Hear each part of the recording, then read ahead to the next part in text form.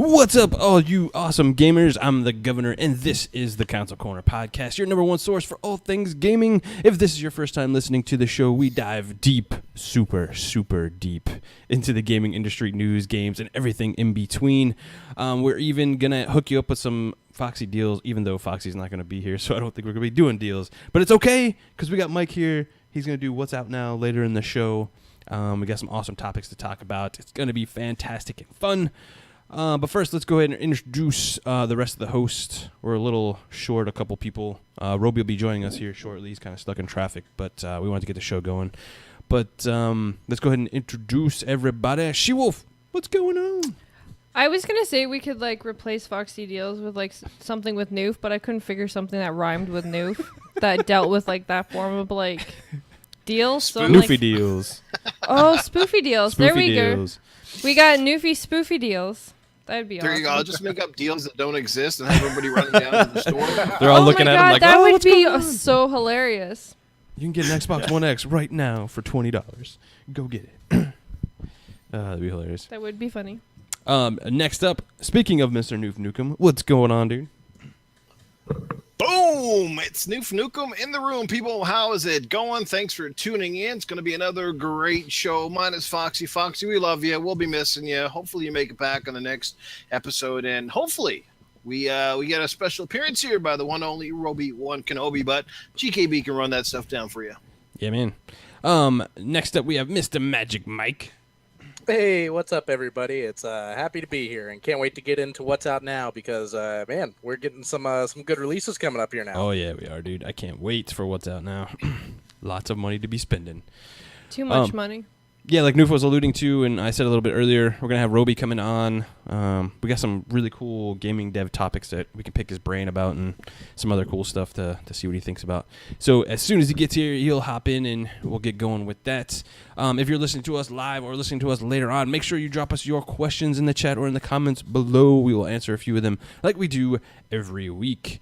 Let's go ahead and get into my favorite topic, and that is, what have we been playing? This is a video game podcast after all.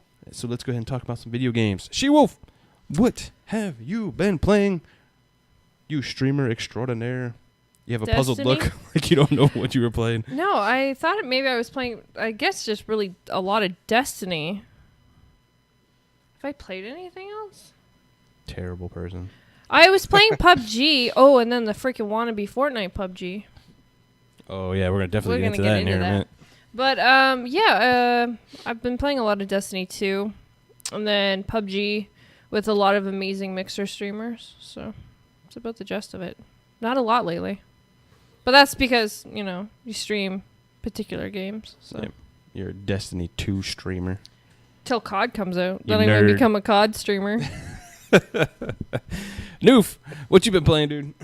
It's going to sound like a broken record, but guess what? Destiny 2! Yeah, that's pretty much all I mostly played over the last little while. I actually played some original Titanfall last night with Cold Eastwood. That was kind of cool. And, man, when you go back to the original after playing 2 for so long, you get lost real quick because all the controls are different, and you got, and then you got the burn cards. And you know what I mean? The burn cards. Good, but then it throws you off.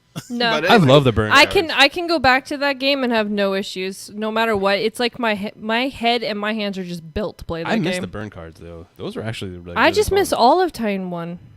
Titan 1. No matter what, it's just all of it. It's not even just the burn cards. Yeah. Any other games you played, Newf, or is that it? That's kind of it. Like I said, I'm really hoping to pick up Cuphead here at the end of the week somehow, and might even pick up the Super Nintendo Classic if I get my hands on it. Apparently, Nintendo is supposed to have some interesting quantities. Not that to get off topic or anything, but I just seen a tweet come out of I think it's EB Canada, their headquarters store in downtown Toronto. Get this, said they're going to have 500 units for walk-ins available. So if that's any indication of quantities being boosted, that sounds pretty good to me. Now, is that like the main EB store, like the district manager store? Yeah, that's the main one in Dundas Street in Toronto. So yeah, that would be an exception to the rule. But right. I mean, if they're going to have 500 at that one store, I mean, you would think that other stores would have at least 50 walk-ins. Or they took everybody else's away from them, and we're just going to have it. Yeah, and everybody else got 2. Right. That could be possible. Mike, what you been playing, dude? I've been playing some of that Destiny 2, and also I played some Star Wars Battlefront 2, or not Battlefront 2. Ooh, Battlefront I 2, nice. I wish I played Battlefront 2. I played the first Battlefront because they put the $50 season pass up for free, and I finally got to get some of that stuff because I would never pay $50 for a season pass. Now that you played that, was it worth the $50 in your opinion? Like, if people bought it? Just based off of what I got to play, no, because I didn't really get to play much of the DLC stuff. Apparently, they don't have the I really wanted to do the Death Star, the Squadron Fighter mode, but it's like in a rotating list of multiplayer matches.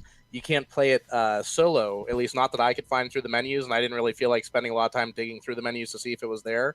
So it seems like a lot of the DLC is only available if you're playing online. You can't like get it in. And I haven't played Battlefront in a long time, so I wasn't really ready to hop into multiplayer modes. And even when I went through the Death Star playlist, like it was putting me on all these other modes like Blast and what's the one with the droid where you've got to capture the droid and hold the droid for points and stuff like that? Like all these modes that I don't want to play. Like I either want to play Walker Assault or the Starfighter Squadron mode, and I didn't get to play either of those two modes while I was in the Death Star playlist. So I was a little disappointed. Maybe if I put some more time into it, I'd get to eventually play what I was looking forward to playing. But I'm glad I did not spend $50 on that. Nice. Well, Sweet. you can play the beta for the second one on the 6th of October. Yep. I'll be playing it on the 4th because I got that shit pre-ordered. Sorry, the 4th. Yeah. I remember. You get to play it a little earlier. Yeah. We'll be playing it on the 4th. Yep. Oh, yeah, we got a pre-order. Huh. Mm-hmm. Can't wait for that game. It's going to be awesome. Yeah, because GameStop was like, hey, pre-order. Then you can just cancel it after. Don't worry about it. Yeah, I'm looking forward to trying out that beta, and hopefully they give enough substance to really like get a feel for what the game's going to be, and it's not just like one map and one mode. Like I really want to try some of the Starfighter stuff and see how the controls have improved, because I've heard that they really worked hard on that, and that was a real big gripe for a lot of people because, I mean, flying and dice don't really go well together, but I heard they have another studio doing the Starfighter aspect, so hopefully that's we'll see a good improvement there. I hope so too, man. I have big hopes for this Star Wars. I'm really hooked into this one, so I'm hoping it's super, super good. Darth Maul for the win, baby. Yeah. I mean, if the Starfighter stuff isn't that good, like I can let that pass because that's really not the main appeal of the game. But I hope for the love of God, if it's not good, they come out with another like X-Wing versus TIE Fighter game in the future, like a next-gen X-Wing TIE Fighter game. I would love that. Yeah, that would be super dope too. For me, I've been playing a lot of Forza Motorsports. We're going to talk about that a little bit later in the show too. Big shout out to SheWulf. She did a little live stream with me racing on the new racing simulator. You can listen to me make fun of GKB behind his... Yeah, she talks a lot of shit. Yeah, behind his back because he couldn't hear me. So I was like, oh, he crashed. Oh, yeah, and he says he's so good. Nobody can hear you, huh? Yeah, of course. Everyone is. I've been playing some Assassin's Creed Syndicate. That's a super fun game. I'm really enjoying the crap out of the story on that one. Getting ready for Origins. So, playing Rise of the Tomb Raider again. Let's see, what else was I playing? I played a little bit of Doom. And some Battlefront on the PC, though, because I was trying out some of the stuff. I was trying to get a feel for, I'm trying to play a little bit of the PC stuff that I know games are going to be coming out on the Xbox One X, just to get a feel for what He got Origins, and he's actually enjoying what they offer. So. Oh, yeah, on the PC? Yeah, for sure. They give you a shit ton of games on either the Xbox and the PC version, so I've been playing a lot of those games. Having a blast. That's what I've been up to. So, let's go ahead and get into the first topic, and this is the one SheWulf really wants to talk about. PUBG creators are unhappy with Fortnite Battle Royale, considering further action. Here's a couple of snips of how pissed off they are. We've had an ongoing relationship with Epic Games throughout PUBG's development, as they are the creators of Unreal Engine 4, the engine we licensed for the game. Bluehole's Chang Hang Kim said in the press release, after listening to the growing feedback from our community and reviewing the gameplay for ourselves, we are concerned that Fortnite may be replicating the experience for which PUBG is known. He also goes on to saying, we have also noticed that Epic Games' reference to PUBG in the promotion of Fortnite to their community and in the communications with the press. Chang Hung Kim continues, this was never discussed with us, and we don't feel that it's right. And I think that second part there with the whole like referencing PUBG and their promotional stuff is probably where they're gonna probably go after him about like, hey man, don't be using our game name and all this other kind of shit to promote your kind of game. But I do agree, because we talked about this before when we were talking about PUBG and stuff, and when the Me Too's and everything are gonna come out and all this other kind of stuff. PUBG does not own a genre. They can't own a genre. People are gonna use these gameplay mechanics of other games going forward. But that's understandable. Have a game mechanic is fine.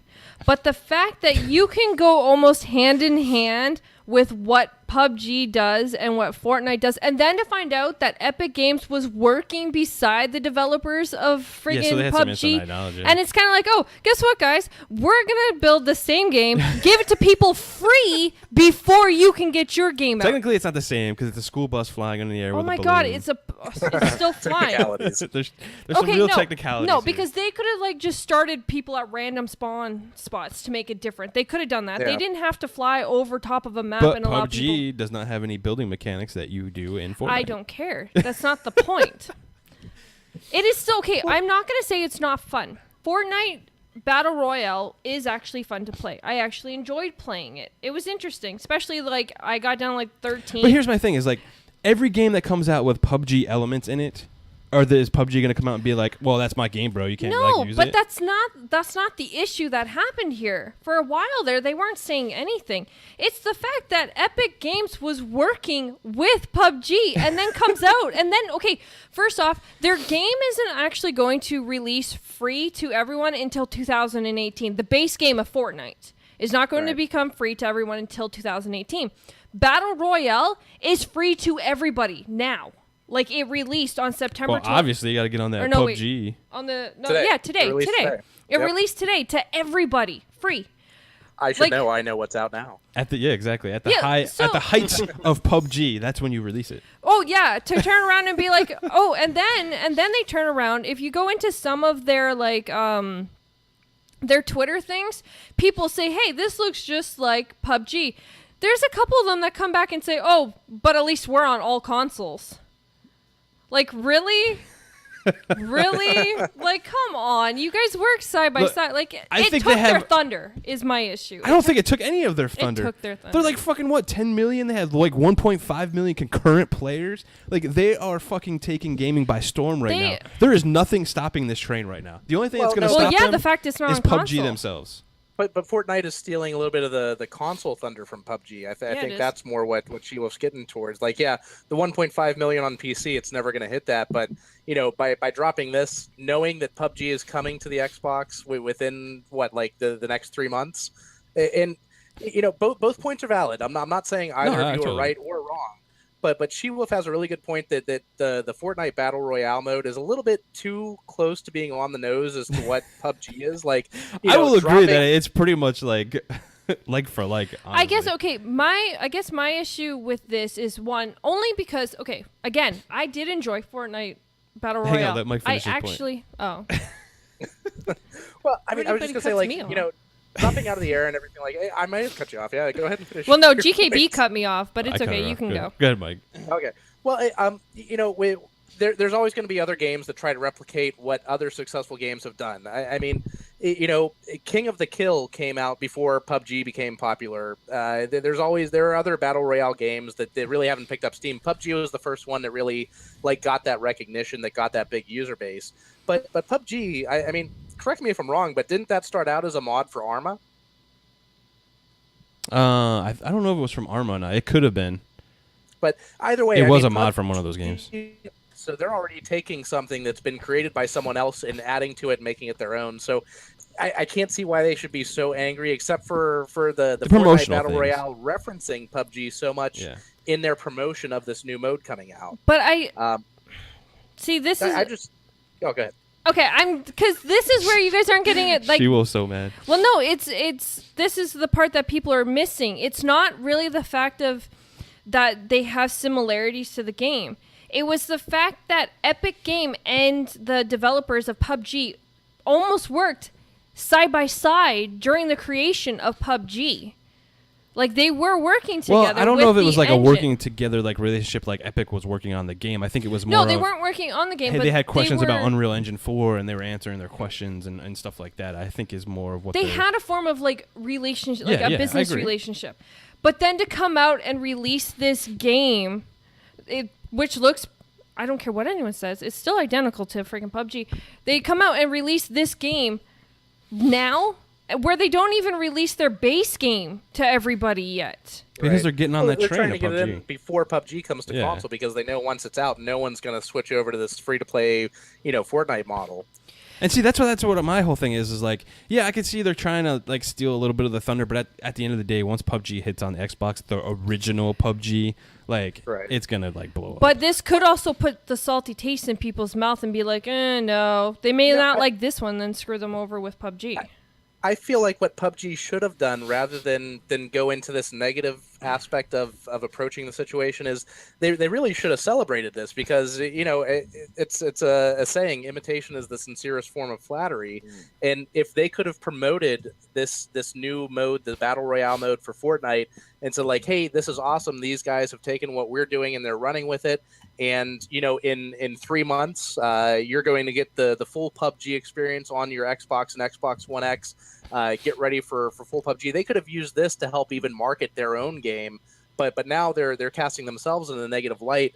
And no matter how much they're imitating or how on the nose they are with taking things out of PUBG, if it wasn't for games imitating other games that were successful, if every developer had to worry about lawsuits, we would have never gotten Call of Duty. We would have never gotten a single first-person shooter game after Wolfenstein and Doom. Every first-person shooter would have been developed by id Software. Well, everything after Atari wouldn't exist. There's imitating, and then there's duplicating. Yeah, but I mean, like, a lot of people do Medal clones. of Honor could have sued the Call of Duty team because they had the World War II shooter down on pat. Yeah. Well, And look at they Oceanhorn with Zelda and stuff. Like, Oceanhorn is like an exact ripoff of like Zelda and the Wind Waker's art style and all that kind of stuff. But Maybe they should.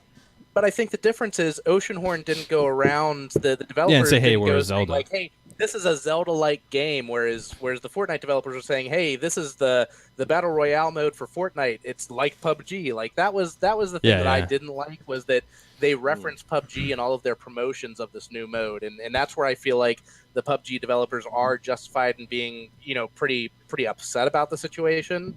But I just think it could have been handled a little differently than like going into this. We're considering further action. Like, now you're sounding like a stuffy lawyer, like, in some big CEO skyscraper building somewhere upset about a product. Yeah. What were you going to say? It makes you look really bad, especially when you're like the big guy in the block right now. I mean, PUBG is far and away, I think, more popular than Fortnite is, and probably ever will be. I've never played either one of the games, so it's really hard for me to weigh in on the scenario entirely. There'd be factual about it, but just from just on the outside looking in, I think it's just a bad move on the part of PUBG to even bring it up. I wouldn't even worry about it. Like every game out there at some form or another has copied another winning formula, and that's just bringing more attention to Fortnite, to be honest with you. At the end of the day, I would have just let it slide. It's hassle they don't need. Nobody needs, really, and just let them do their own thing. Their game is, a couple of months, nobody will be playing about it. Nobody will care. People will still be playing PUBG, you know what I mean? So, so that's where I look at it. I think it's just it's publicity, whether it's good or bad, but it's probably helping the other team now more so than anything else. Yeah, and my whole stick with it was just, the whole promotional thing. Like, other than that, I didn't really care. I don't think anything's going to hurt PUBG besides PUBG. Like, if they come out with some stupid map and break the game or something like that, that's what's going to hurt PUBG. Nothing else is going to hurt it. Like, it's doing fantastic. Right. It's doing phenomenal. SheWulf, you just a hater. No, I'm not a hater. It's just I think it's low of Epic Games to turn around and work, help out or whatever they did. They still had some form of relationship with the developers, and I still think it's shady that, all of a sudden now you have a PUBG style game that's coming out. That's fair. I mean, that's just, I don't know, that's just kind of shitty. And I'm sorry, but a lot of the mechanics are still pretty much identical. Yes, a lot of games do copy other mechanics, but at the same time, they still make things their own. The only thing, truly the only difference that Fortnite has is the fact that you can build stuff around you while you are running around. Other than that, the map even looks the same.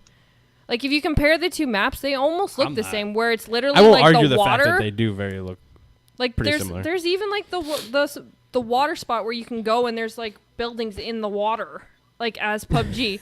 Like, I'm sorry, I just think there's some things that are like shady and I agree. Just. I should have copyrighted sex because I would have been a trillionaire. I know, dude. No, everybody would have to license that from you. That's crazy, right? If only we were alive back then when it was invented. Let's go ahead and move on to the next topic. Real short and sweet. We kind of talked about this one maybe a week or two ago too, but it is now confirmed that Doom for the Switch is 720p docked and undocked. In an interview, it was, like I said, it was confirmed that it's going to be running 720p, 30 FPS. Digital Foundry did some also some analytical stuff comparing the PS4 footage and the Nintendo footage that they got from, the Nintendo Direct, nothing from the Switch itself, and found, there's some discrepancies. But I think it's really cool that a game like Doom is able to run on the Switch itself. Like, that's just a big tell of, like, the id6 engine and all that kind of stuff, how scalable it is, and can pretty much just work on anything. I think it's pretty phenomenal. What do you guys think? I do think it's great that they got Doom on the Switch. I really do. And anybody that has a Switch that hasn't played Doom, this is going to be a great addition to your game library. If you're a fan of Doom, you're probably not going to get this on the Switch if you have a Switch. But you've already played Doom on a current console or on the PC. As far as it's amazing for them getting it scaled down and all that. I can't help but think back to the mid-90s and playing a Mortal Kombat port on my Game Boy. And yeah, it was amazing that they scaled it down and it looked pretty good, but it wasn't Mortal Kombat. And I don't know that playing the game at 30 FPS is going to be the true Doom experience. But if they've got some good motion blur and different techniques in there, they could pull it off really well. And for anybody that's playing Doom like on the Switch in handheld mode, this game's going to look phenomenal. It's going to look almost the equivalent of playing the PS4, the PC, the Xbox One counterpart. But still being locked at that 720p in the docked mode, I can understand that, but I wish there was less concessions when it came to the frame rate, because I feel like that is important in a game as fluid as Doom's gameplay was. Well, I watched a guy play a video of it the other day in the dock mode. It was, I guess it was from one of the shows recently, and I got to say, it looked really good. And he had a great point. Like, he was playing, he said, honestly, like, just the fact that it looks almost on par with the console counterparts was impressive as it was, and it actually ran pretty smooth. And like, he played enough of it to basically know. And I was watching the video and I was totally impressed. Like, on a screen that size, even at 720, it was highly impressive. I don't think you'll notice that much of a difference, like, because it'll actually work well. Yeah, there will be some down drop once you take it out of the or put it in the dock up on a big screen TV, especially if you're playing on something like a 60-inch or 70-inch television. But I mean, overall, you got to make concessions. Hey, the fact that they're even bringing an M-rated game like Doom to a console like Nintendo, that says a lot right there. That says that they have some faith. They're trying to do something different, maybe see where it goes if Doom takes off. And I think that it will do relatively well on a portable, because people will want to take that game anywhere. And besides, it's not in a genre, an oversaturated market right now on the Switch. It doesn't have to compete against, 5 different Call of Duty titles in a Battlefield. So I think it will do really well. And I think it will play well enough that most people will just be happy to have a portable version that they can take anywhere. Did they confirm whether or not they're bringing the multiplayer over with Doom, or is it only the campaign? Do we know yet? Multiplayer is coming, but multiplayer will be a separate download, I've heard. Yeah. Because they're cutting out the creator aspect. What is it called? Snap map or something? Yeah. Right, which makes sense. Yeah, that makes sense. Cut out. Okay. Because I was curious about that, because their party chat is horrible, so... Well, their whole online is horrible, but... Well, yeah. But, so I was curious if, like, it would... Just to even bring over the campaign would have been cool too, just because it's something you can like play on the go instead of actually having the multiplayer. But if they're bringing that too, that's cool. Well, that's the thing with like Doom, like the multiplayer is like super fun. It reminds me of Quake and Unreal of the but the it'd old just be ones, weird to play on the Switch. That's all. Yeah, I don't think it's gonna feel the same though at 30 FPS, because I think that's a game that's really quick and needs that snappiness from like 60 FPS. Well, especially the maps. They're going. The campaign will be fine at 30. I don't think there's gonna be a big deal with that. I think it's going to look great as well. Like at 720p, I don't think you're really going to see or notice anything. The docked part, like if you get putting it up on a big screen, is where you're going to see like, oh man, this looks like shit. But taking it anywhere, I think it's really good. And for people that just have a Switch and just are Nintendo guys, I think it's a win for them. Absolutely. Imagine trying to play like multiplayer on that little screen. I can do it. That'd be weird. I'd do it. It's gonna be weird. It'd be fun. But it's cool though. I'm excited to see Doom on the Switch, and I'm really happy. And Bethesda even came out and said, we're going to keep continuing to show support on the Nintendo Switch, and that's great to hear a big developer, because let's be honest, it's good to hear just from that developer anyway, because they have some really good That's IPs. what I mean. Like Yep. them There's alone. Skyrim, Wolfenstein 2, Doom, Fallout. Yeah. Fallout 4 would have been a great game on the rated Switch. Yeah. Yeah, exactly. Coming to a Nintendo Switch, that's crazy. I don't know. I'm really happy to hear Bethesda, being the big name that they are, come out and say, hey, guess what? We support this. So that's really cool. And it's nice to see Rockstar bring that LA Noire as well. I mean, that was kind of a positive. Yeah, absolutely. I was watching some, since we're on the whole Switch and Nintendo and all that kind of stuff, I was watching the Digital Foundry where they were doing the Mario Odyssey, and I thought it was really interesting that they actually got that game from when it was previewed, it was 720p, to now it's running 900p when it's docked on the screen. So that's actually phenomenal. Like they actually got that optimized for that, and it's running 60 FPS, so it's got a little. And there's a lot going in that game. Yeah, like there's a lot full going 3D, on. like I cars think it's moving, really people moving. every people walking, Nintendo, everything. like they need a Mario game because it always showcases the power of that console. Yeah, no matter what. So awesome, sweet. Let's go ahead and move on to the next one. I think this is going to be a lot of fun for a lot of people. Aaron Greenberg goes to Twitter to answer a whole bunch of questions. I picked out two that I thought was really cool and something worth talking about because we really haven't seen much about, especially this first one. He was asked about super sampling and if it will be shown off before launch. And he says, we plan to show it before the launch for sure. And I think next to HDR, I think this is one of the bigger points because it's not really supported that well on the PS4 Pro right now. Some games do the super sampling and stuff, but here with the Xbox, they're making a point where every game is going to be rendered, at the highest resolution the game can play at, and then it's going to be super sampled down. Real quick, guys, Roby is in. What's up, dude? Hey, what's up, man? Hey, how's it going? Sorry, guys, for the delay. No worries. I'm glad you could make it. Hey, what's up?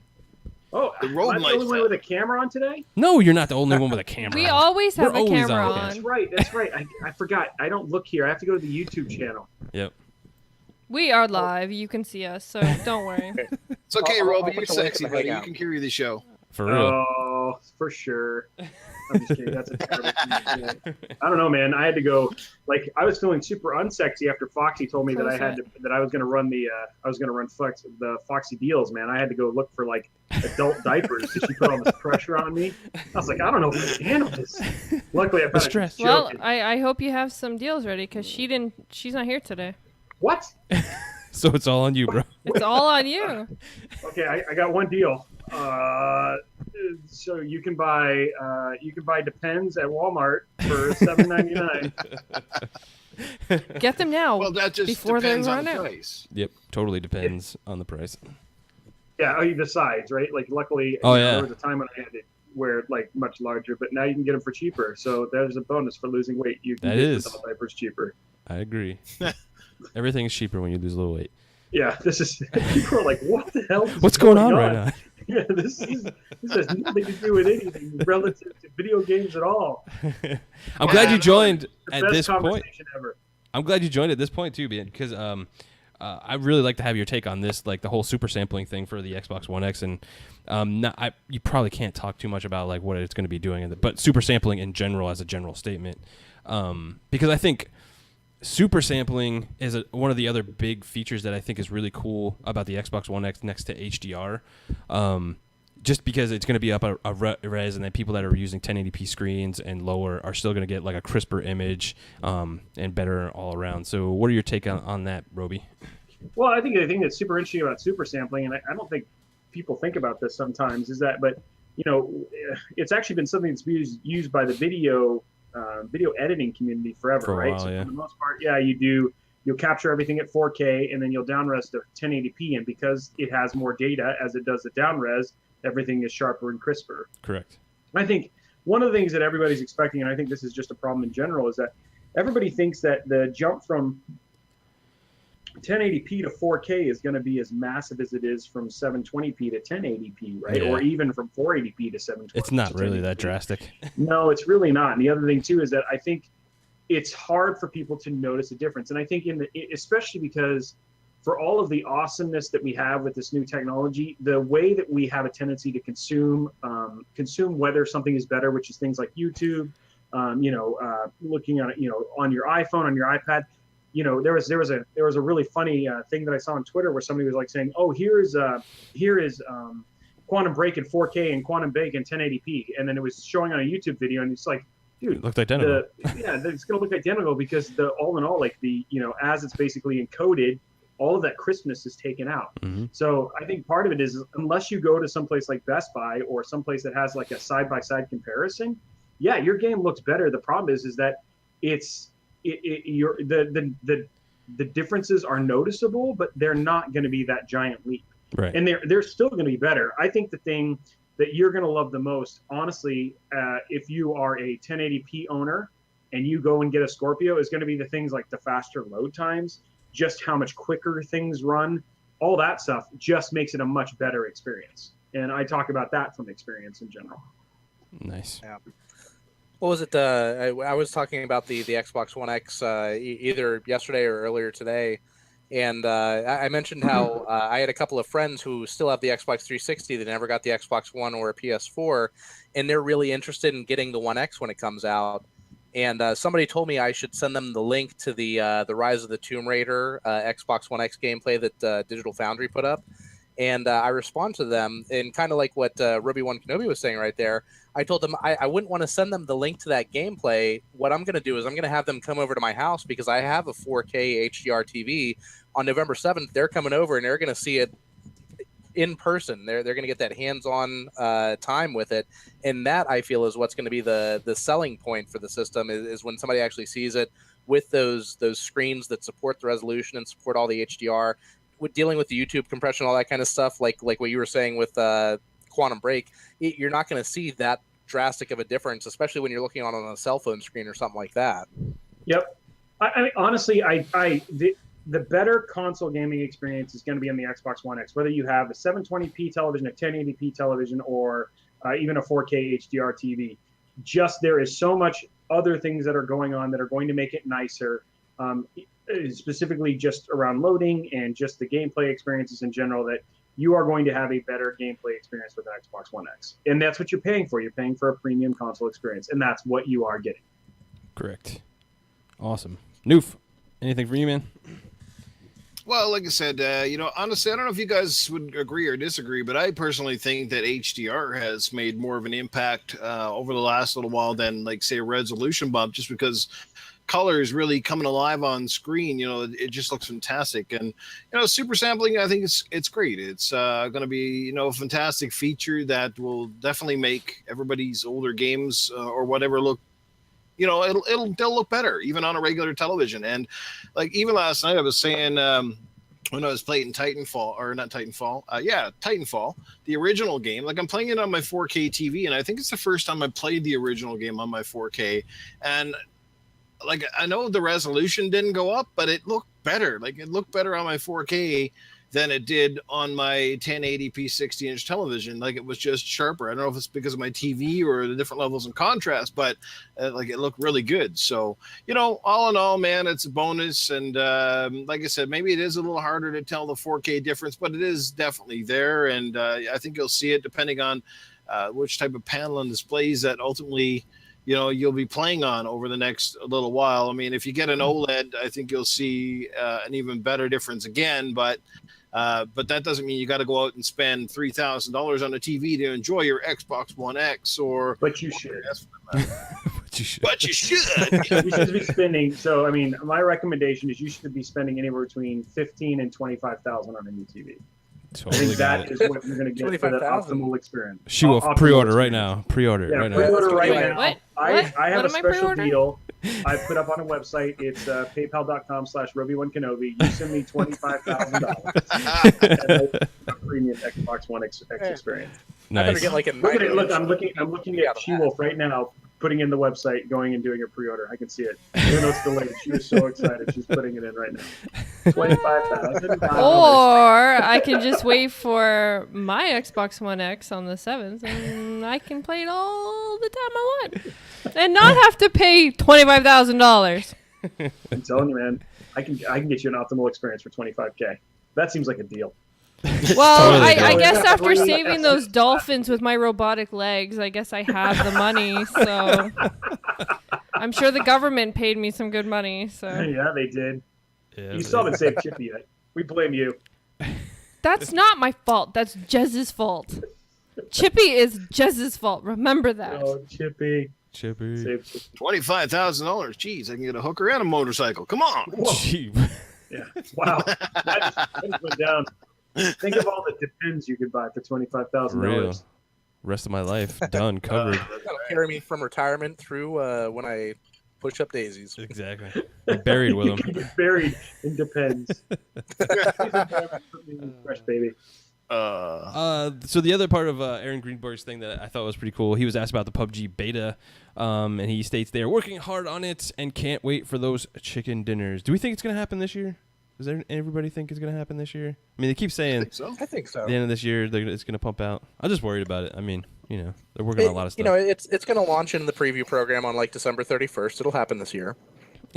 December Well, how much 31st, more that day. customization does it need? I mean, we've heard a billion times already that developing stuff from PC to Xbox One X is relatively easy. And then again, like most of the servers and things have been, pretty much been tested now over how many months? Like, I don't know, like I'm optimistic that it should definitely come out. Maybe it'll be late November, early December, but I think we'll see it for sure.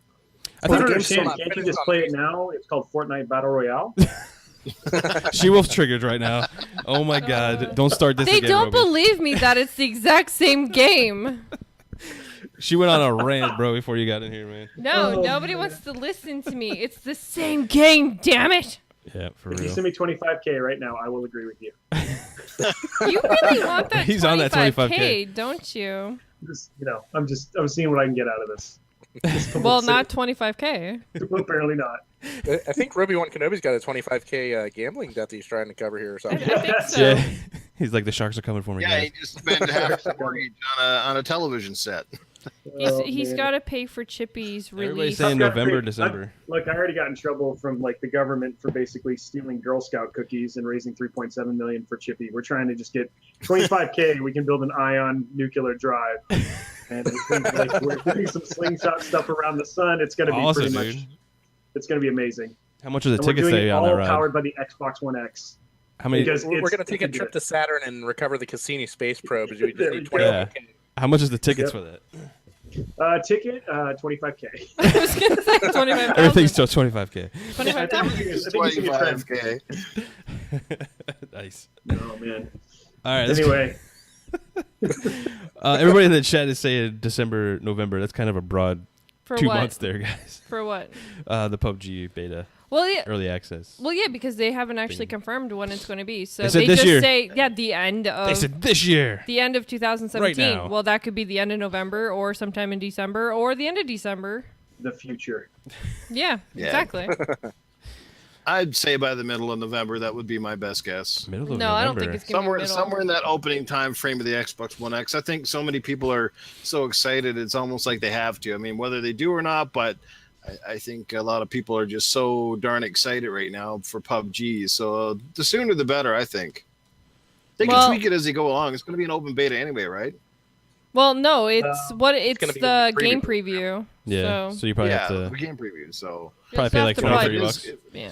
if it does have some bugs, who cares? I mean, they can fix it as they go along. Nobody's going to be too mad about that as long as they can play it. Well, if you play it on can- the PC, it's got some bugs still. Yeah. It's okay. Well, you can pay Roby $25,000 and give you the premium ask. experience. He'll ask Microsoft if they could put it on early. No There we go. guarantee though. No There's no guarantees. guarantee though. But for $25K, I will go ask somebody. Yeah. Gonna go up to Phil and be like, "Hey guys." Well, no, he said somebody. It may not necessarily be anyone from I didn't say it would be Xbox. It somebody could be that did someone with anything like an about Xbox T-shirt on. He'll be like, "Hey, can you do this?" Microsoft Natalie, can you put on cafeteria, so- PUBG? Can you get the date on PUBG? My daughter said no. Sorry, guys, you're screwed. Nice. Oh man, this is another topic that's kind of near and dear to SheWulf's thing because she's a mixer person. She likes to be on that mixer life.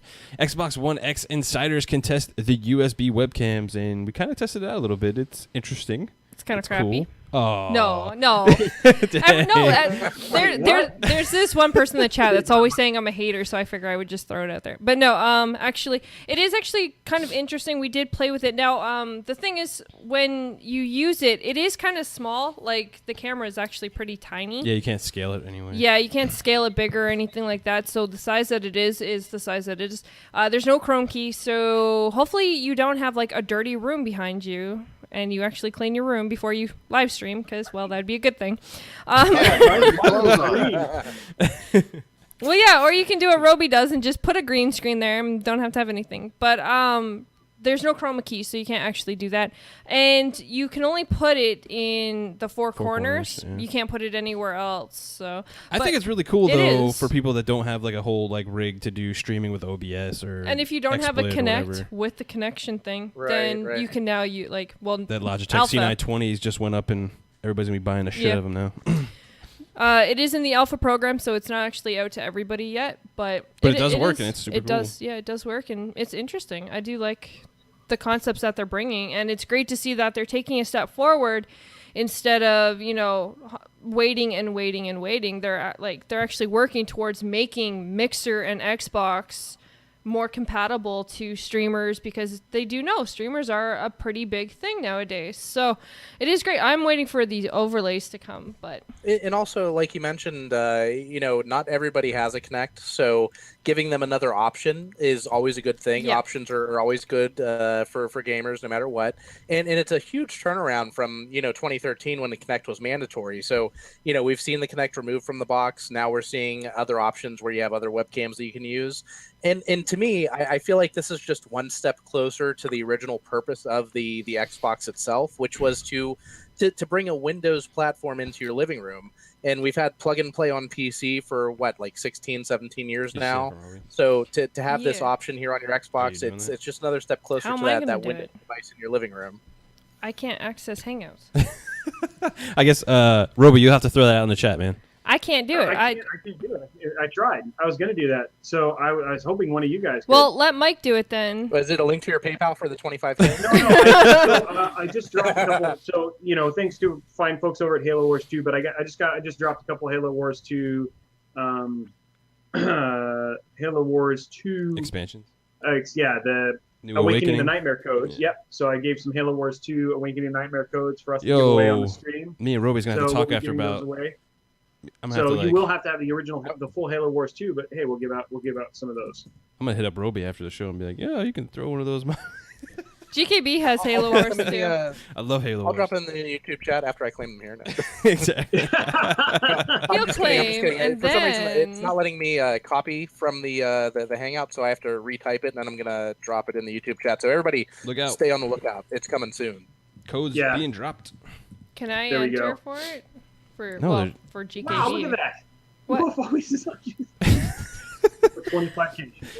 25K. 25. Get the premium Halo 2 experience. Well, the thing, I don't play Halo Wars 2, so. Yeah, I'm still working on your code. Hopefully, I'll have yours tomorrow. That'd be great. Fingers crossed. I'm super excited. Yeah. Yeah, if it happens. I'm just gonna make sure I didn't type these incorrectly, because then somebody will be very irritated. I know it doesn't work. Their 25K back. Yeah. They'll want their 25K back. That'll be bad. They'll want their 25K back. Yeah, no! And then Roby can't buy his Depends. Yeah, that would be bad. He'll have to use Sheets. Oh no. Oh my gosh. Anyway, we should be getting royalties from the company now. Depends after all this advertising. I know, dude. Yeah, exactly. Man, we should. You guys are missing an opportunity that I am paving the way for. You guys to basically hit. It's up the corner. Brought to you by Depends. We're gonna get some emails from Depends now. Be like, thanks, guys. Adult diaper of the Console Corner crew. There's the code, people. Man. Get that code. Got a code drop in the chat. Make sure you have Halo Wars 2, or it's useless to you. Yeah, it's useless to you. There's another code that Roby provided, but I don't know. It disappeared. I can't retype it. It's it got added to my Xbox library. I'm sorry, everybody. Oh, dang. He accidentally entered it to see if it was a real code, and it I was just just kind of. verifying. I was I verifying. did just get the game. But make sure you have make sure you Halo Wars actually 2. have Halo Wars 2, guys. Or you you enter. now got a free DLC, and you need to bend the. Well, Microsoft might be super happy with me. It's like, oh yeah, you. Now they gotta buy the game. That's true. We sold 8 copies of the game. Here you go. That's true. If someone enters it and they don't have it, guess you're going to buy it. Sweet. Yeah, that's going to be the new trend. Everybody's just giving away codes, and it's all for like DLC, so people feel compelled to go out and get the full game. That would be funny, though. That's awesome. That's That'd a be good like freaking ploy right there. Absolutely. Yeah, it is. I would go buy the game. I'd be like, oh, God, I got to buy the game now. All right, let's go ahead and get into our first segment. Only segment tonight. Yeah. We're going to be What's Out Now with Mr. Magic Mike.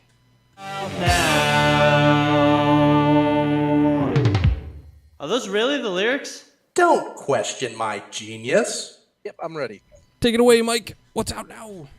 Hey everybody, we've got an exciting week of game releases, so we're going to go back in time to September 21st, and on the PS4, the Switch, and the PC, we had the release of SteamWorld Dig 2. Amazing game. It's a great tower defense game. Roby1 Kenobi sponsors it for $25K, and definitely check that out. Also, that same day on the 21st of September for the PC, we got a game called Heat Signature. That's a top-down action stealth type game. So if you're looking for some top-down adventures for your PC, definitely check out Heat Signature. Then the next day on the 22nd of September for the Switch, we got Pokken Tournament. This was on the Wii U. It's now ported to the Switch. It's a fighter with Pokemon. I mean, who could ask for more? Maybe other fighters. But anyway, that same day for the PC, the PS4, and the Xbox One, we got the amazing release of Project Cars 2. It's the sequel that everybody, or perhaps no one, asked for. But if you love wonky physics, then this is the game for you. Maybe they fixed that. Maybe they haven't. I don't know. I haven't been too interested in it. You tell me, for $25K. Also, on the 22nd of September for the Switch, we got the release of Dragon Ball Xenoverse 2. This is an awesome Dragon Ball game. I've actually been playing it a lot because I've been hyped up for Dragon Ball FighterZ. It's great to have this on the Switch. If I had a Switch, I would definitely be picking this up, even though I own it on the Xbox One.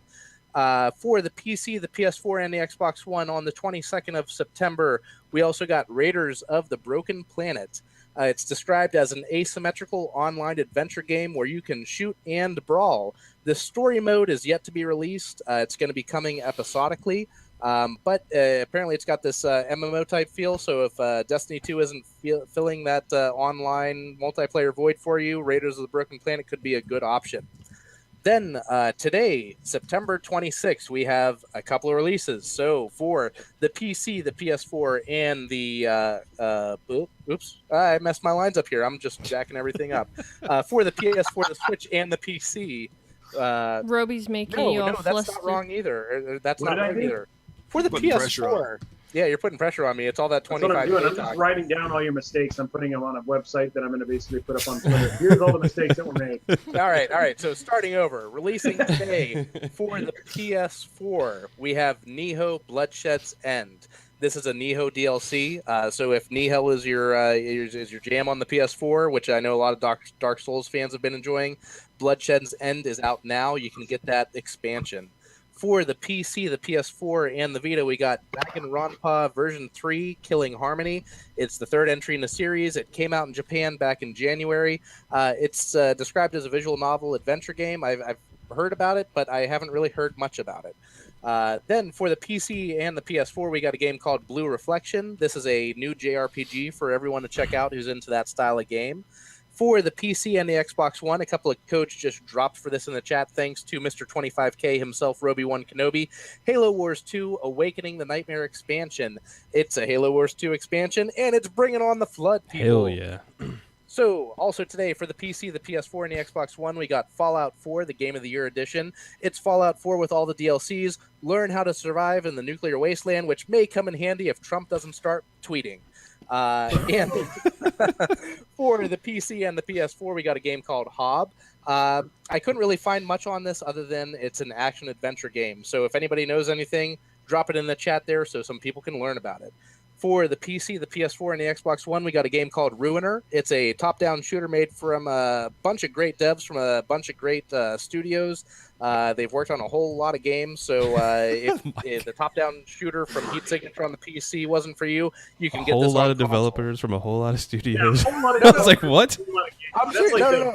When I was reading up on this game, there were developers that like they were going through like this person helped make this game, and I was just like, holy crap! All the games that these people have made. A game we know? Yeah. I was like, what context do we have now. for that? I'm trying to get through this list here, and now I'm like, no, I don't remember anymore. Movie game? I didn't hear you say that. Was that in there? I didn't hear that because that came out too. Okay, so also today for the PC, we got Raid World War II. It's a 4-player co-op shooter set in World War II. So if you can't wait until November to get that World War II fix with Call of Duty, you can pick up Raid World War II right now. On the Switch, we got Cinemora EX. This is a side-scrolling shoot-'em-up game. Also, for the PS4 and the Xbox One, we got the SheWulf's favorite game right now, Fortnite Battle Royale. It's free to play. Basically, it's PUBG Fortnite style, and it's free to play for everyone. So even if you didn't get the early access, you can still get Fortnite Battle Royale right now today. And on the PS4 and the Xbox One, we also got Pinball FX3. It's Pinball FX. It's number 3. That's enough said. If you know what Pinball FX is, then you know what this is. It's just prettier. It's actually a really good game. Did you say Lego Ninjago Movie, the video game? That came out last week, didn't it? It came out at the same time as okay, maybe it did. The other thing too is the Fallout 4 Game of the Year edition is just a bundle, so it doesn't like double up on achievements or anything like that. Yeah. Oh, I didn't know that. That's nice to know. It's just kind of a bummer. That is a bummer. Yeah, no, that kind of is because that's what a lot of the Game of the Years they do give you new sets of achievements. But beyond the Fallout 4 Game of the Year release, which is now really just a bundle, we also got a couple of back compat editions, a couple of small games that you may or may not have heard of: Halo 3, Halo 3 ODST, Halo 4, and Halo the CE Anniversary. Although that's a disc-only version. So for all of you people that love Halo 3 and have been a little frustrated with the Master Chief Collection not being able to always get the multiplayer going the way you want, if you still have that disc from your Xbox 360, you can get on that Halo 3 multiplayer now. And that, all of my friends, is what's out now. Or you can just play I don't remember what happened in the beginning of that. Or you can just play the good Halo multiplayer and go play Halo 5. But Halo 5 multiplayer is amazing. I love Halo 5. Just saying. Did he say the Lego Ninjago Movie video game? Oh my god. Roby's all about that. So now it's Mike. This is what you said wrong. Yeah. Mike's trying it. Oh man. All right. I have to justify myself now, so I'm looking up all this stuff about Ruiner that I forgot about throughout the course of the afternoon. I love having Roby on. He's like the whole announce about that, so let's fix it. Yeah, I Ruiner. Yep, Ruiner. I love having Roby on. He fits so good into the show like the rest of us. He's just like us. That's hilarious. All right, let's go ahead and go to the next topic. Evil Within demo from PAX West. What do you think, SheWulf? I liked it. I oh liked my it too. god. Those creatures are so creepy, but at the same time, you still get the same feel from the first Evil Within, which I'm so happy I actually had to about. wear Depends watching this because. Oh man. And he paid $25,000 for them. But but yes, I did. I loved Evil Within 2, the demo. It sucks. I would have loved to have actually got to play the demo. I wish they would have released it to the consoles instead of only having it at PAX. But watching it was still pretty cool. And like I said, I'm excited that they kept, the whole creepy feel to it and they didn't go away from it. I think they went up on the creepiness. They did. They went up. But I mean, like they could have taken it in a different light and changed it somewhat, but it's not. It still feels like the same story. Obviously, we're gonna need to actually play it to see exactly where they took it, but it feels like it's still gonna go off the same story base, which I'm really excited for because I love the first one. Yeah. So we put a link in chat in our other chat. So this is when we did Halo. We did Extra Life in 2015. Oh, 2014. No, 2015. And yeah, 2014. And I had my sister play this game. And I scared the crap out of her, and it's on YouTube forever. Oh my god! It's pretty awesome.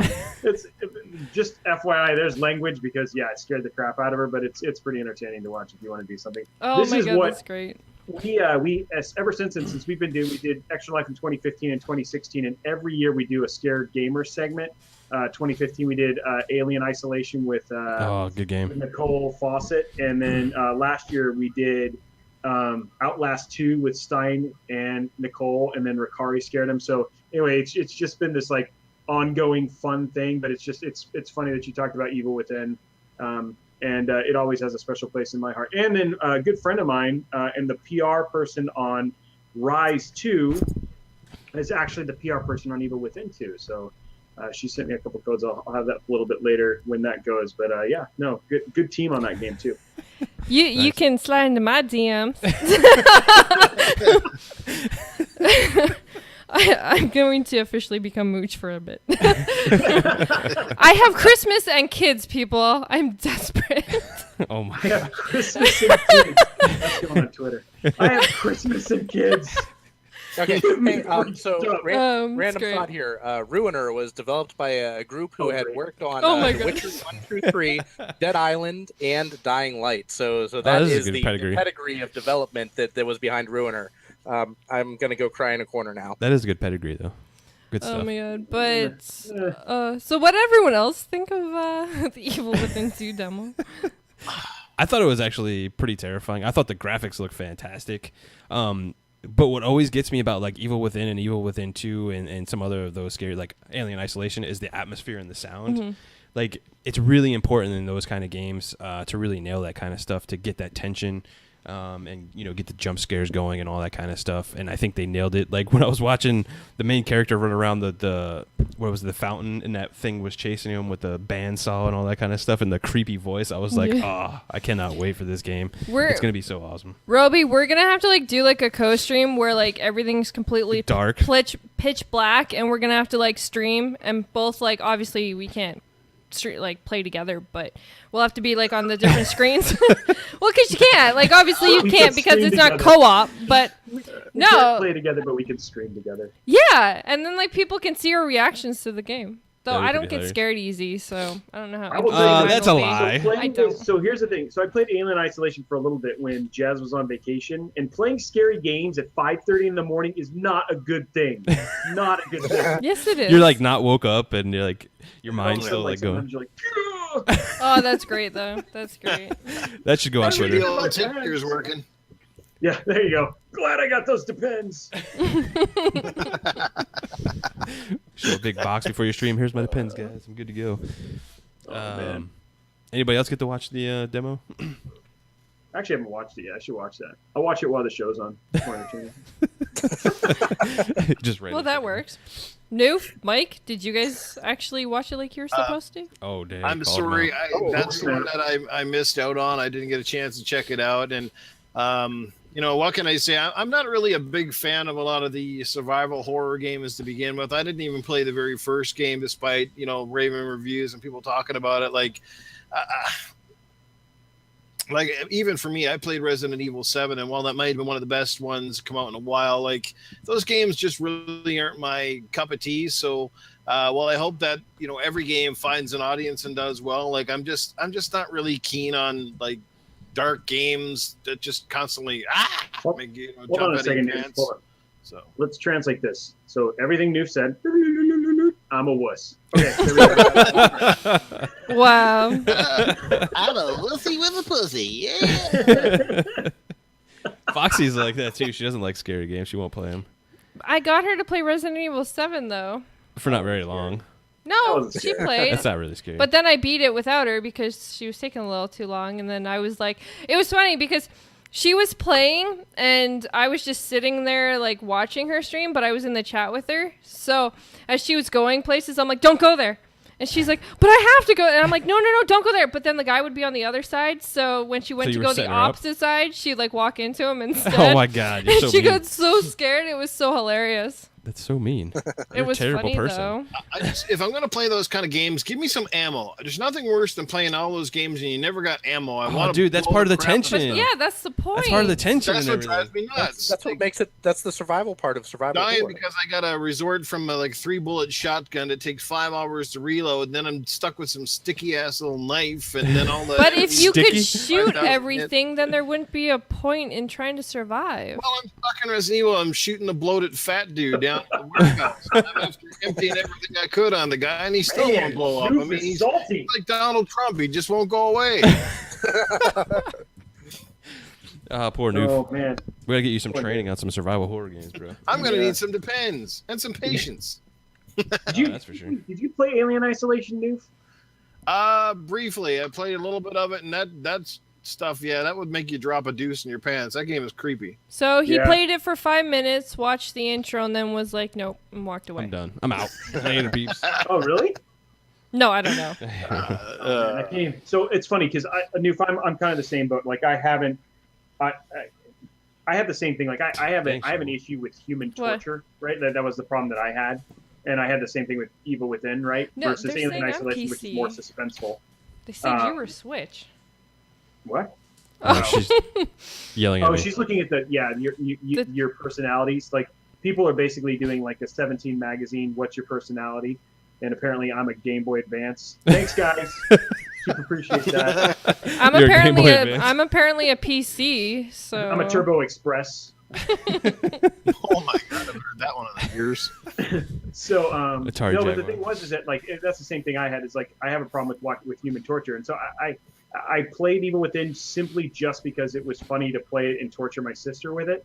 But outside of that, like I liked Alien Isolation in terms of I felt like it was a better suspenseful game. Like they did terror right, Yeah. in my opinion, versus using gore and almost like flash to scare you more, Yeah. so to speak. So, and you know, we just know that SheWulf's a tortured soul, and she needs those kind of things to feed her Wait, evil. what? It's like this. What? Wait, what? Why am I being? Oh my God! Someone brought up Agony. That game looks so That is a creepy freaking game. awesome. Did That you, doesn't help my cause at all. no, it really doesn't. Do you guys remember there was a game where you took pictures? It was a Japanese. It was on the GameCube, right? Crimson Butterfly. Was it Crimson Butterfly? I don't know, man. That game was one where you went into an old abandoned place and you had to take pictures of tortured souls.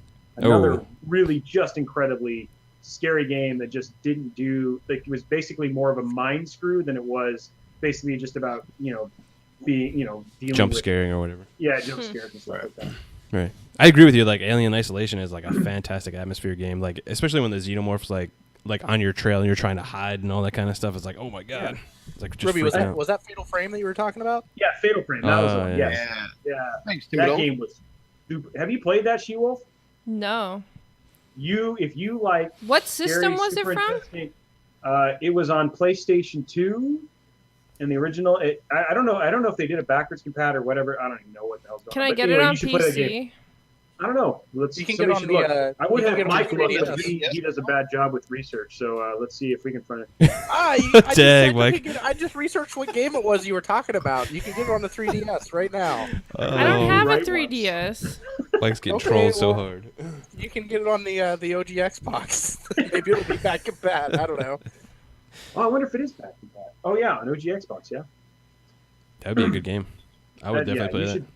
You should play that game. If you get a chance to play a game and especially if you like those games, you would like that game, SheWulf. I do. I like jump scare games. I don't get.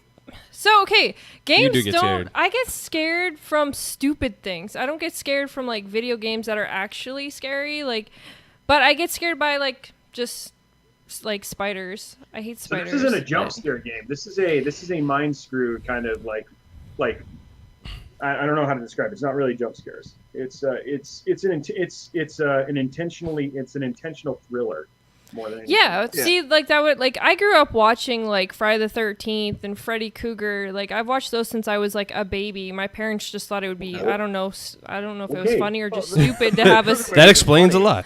So, That but explains so much. I grew up Sesame like Street. I'm like, my favorite movie was Silver Bullet growing up. That was like my favorite movie. And so like horror games and stuff, they don't scare me, but stupid things, like there's some stupid things that like I'm spiders paranoid. and bugs. But they don't scare me. My grandpappy, he used to walk around the house naked all the time when I was a kid, and I've never been so scared ever since. That would scare me too. That would scare me. I think there was a genuine fear of elderly people being naked. I think that is a genuine fear. Whoa. That's where you get like those weird, creepy old people that like just walk Oh my around. god, we're so on the rails right now. Let's bring this back. Bring this back right now. Oh, you know what our next video game idea is? No way. Naked old people. Fucking, you're stuck in a house with them. Oh my god. Moving on. Let's go to the next topic. We just really jumped the shark on that one. And for 25K, we can get back on topic. that. Yeah, that was crazy. Let's go to the next topic. Forza Motorsport 7 was reportedly, and I don't really understand why, running on one core of your CPU on the PC and all this. This has since been debunked by the tech lead at Turn 10.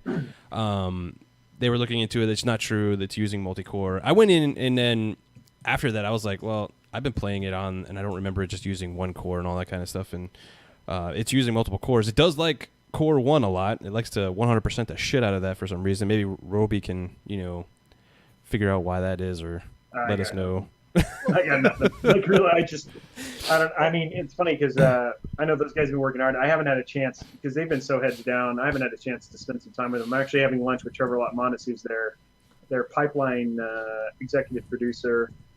Super, super nice guy. And so I'm having lunch with him next week, but I just got nothing. Yeah. And, I think you guys, honestly, you guys, gamers make up a lot of shit. That's just true. Well, that's what I was like. I thought this was it was a comment made by someone at Turn 10 in the forums for the Forza website where they mentioned that it's going to max out your core because it's basically like saving some overhead in case it needs it, and then that got misconstrued into Forza 7's only running on one core.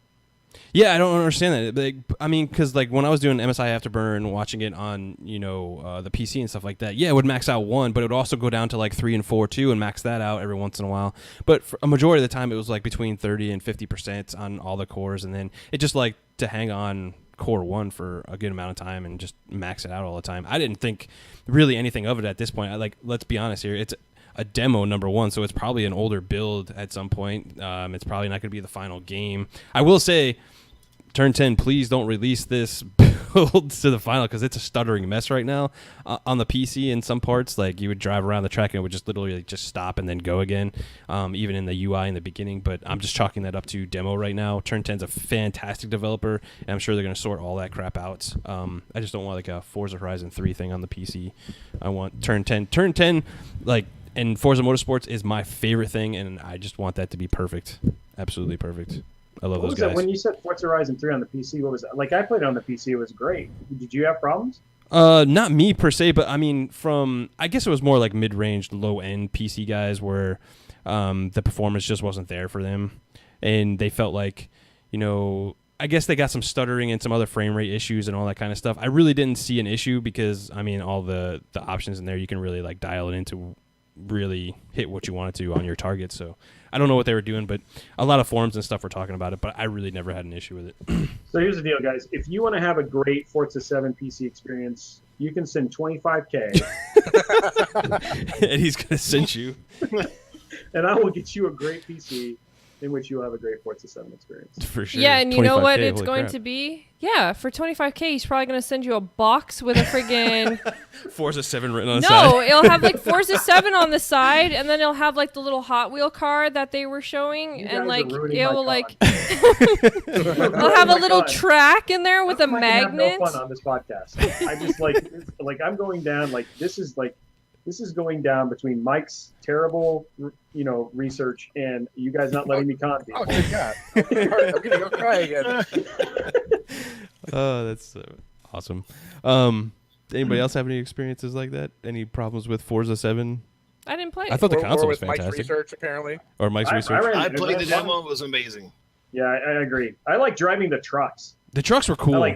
I'm so much better at driving the truck than I am the Porsche and the what was the other one? Was it a Mazda? Oh my God, that Porsche The weird is a thing is fucking with the handful. truck though is it almost forces you to drive from the cockpit view, because when you're playing in the third, like the behind the vehicle, the cab is so high. Yeah, you can't really see tell anything. how close you are in relation to the other traffic. So like I'm driving the truck and I'm like, bang! I'm like, damn it!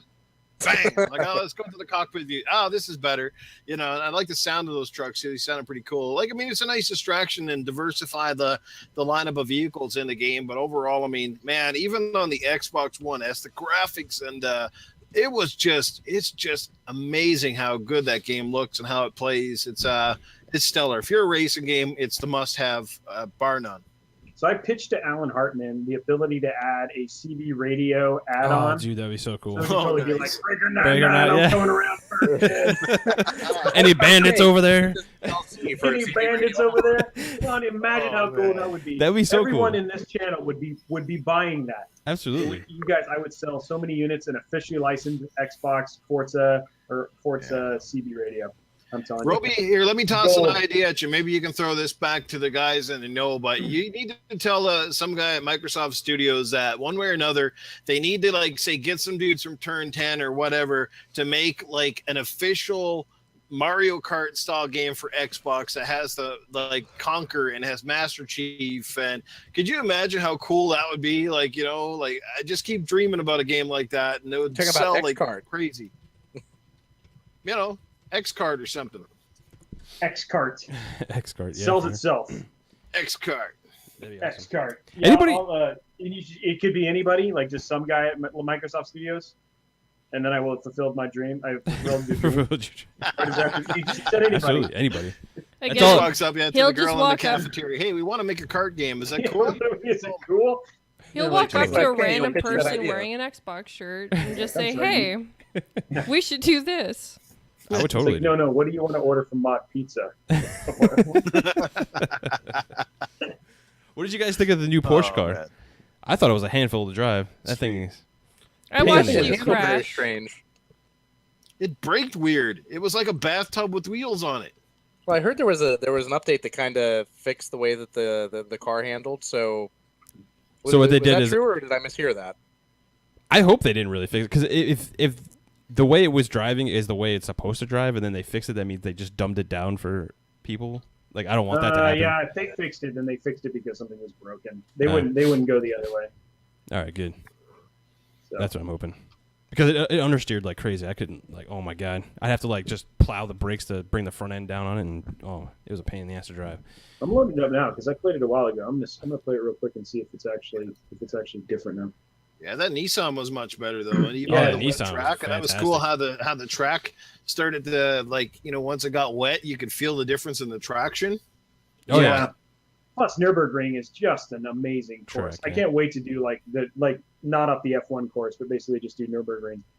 I feel though that, like, between Newf and the rest of us, I feel like a cosplay Forza mixer co-stream coming on where we're all driving trucks. Oh, that would be so cool. And we all dress up as big rig drivers. Oh, yep. So Which I don't you- understand how we aren't, like, planning this right now. We should You totally need to have play. everybody driving trucks except one person that could be the bandit, and then you do a Smoking the Bandit coach.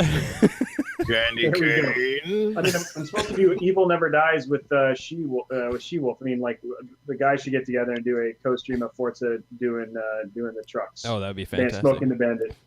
I would be totally down for that. You can use my Yeah. mixer. I would do it. I Okay, would dress up too. I could see it. Overalls. Well, you everything. have like a racing helmet. You I can don't want a have- racing helmet.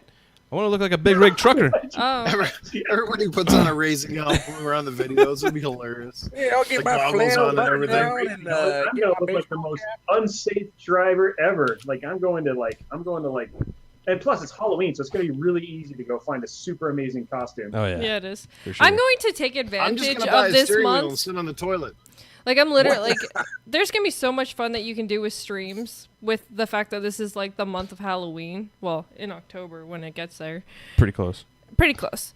And oh my god, I'm gonna be excited to see what Mixer does with everybody for like the whole Halloween theme. Like, I'm super excited to see. Heck yeah. Sweet. And that's all she has to say about that. That's it. It is. That's everything. That's it. That's everything. Okay, we're signing off. Thanks, guys. Bye. We out. Let's see what other topic we want to talk about. Oh yeah, here's a good one that kind of threw me off guard when I saw this today. Sony's Andrew House doesn't see a huge demand for a portable console, and I was like, "What did he just say?" You know what's really weird about this is they have a portable console. Well, not only that, but Sony is a Japanese hardware manufacturer, and I mean, in Japan, mobile gaming is getting more tread than traditional home consoles. So to come from Sony, where their own country is embracing like more of a mobile and just something streamlined that doesn't take up a lot of room in a living room and stuff like that. To come from them, that just really surprises me. And also, the 3DS says hi. The 3DS. And just the Nintendo Switch, which is essentially still the same thing. Yeah, exactly. They have the Nintendo 3DS. Yeah, the 3DS. But honestly, if I was Sony, I would have easily went back and remarketed. I don't know if any company's ever tried this, but I would have went back and remarketed the Vita. Fantastic little portable that should have been, in my personal opinion, a massive success. And I mean, while it did relatively well overseas, why it never took off here is still beyond me. Well, part of it had to do with those dumbass memory cards that they always made. Their proprietary memory cards that costed an arm and a leg. Like if they had went with just standard SD cards, that would have been a huge break right there. But then they stopped marketing it. Like after the first year, they had some great titles, and then they just stopped. They got into that stupid little box that you connected to your TV. What was that called? The PlayStation TV thing or whatever. Yeah, but that seems like that's kind of what Sony does though. Like they did They're it with a hardware company. Yeah. They kind of did it with like their Vita, their TV, and then they did it with the VR. Like they bring out these things and they make it seem like it's such a big deal for only a small amount of time, and then it's almost like they just drop it and then are coming up with the next thing that they want to just throw out. And that's beneficial to a point, but at the same time, it's not a great marketing aspect of it. Like they have them there, people buy them, but I just don't. I mean, just seeing the Switch success on its own, like I don't understand where he's coming from. Like it's a portable device.